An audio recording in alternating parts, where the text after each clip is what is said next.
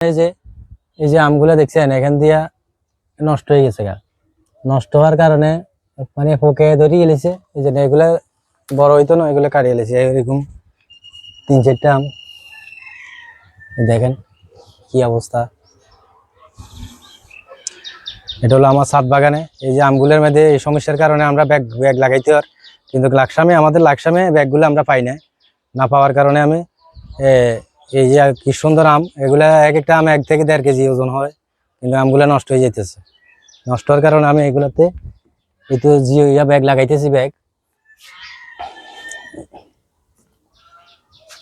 এই যে ব্যাগ, এই আমরাতে ব্যাগ লাগামো। এই যে ব্যাগ লাগাইতেছি, কারণ এই ব্যাগ লাগাইলে আশা করি পোকা মাকড় এটা ভিতরে ঢুকতো না। আর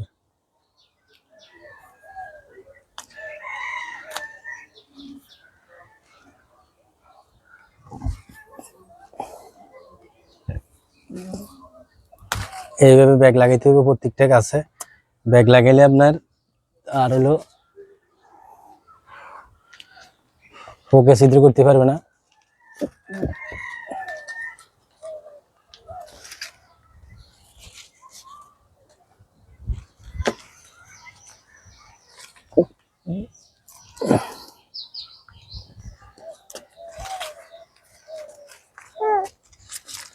আমরা যারা ছাদ বাগান করি অনেক পরিশ্রম করতে, অনেক কষ্ট করতে হয়। তো যাই ছাদ বাগানে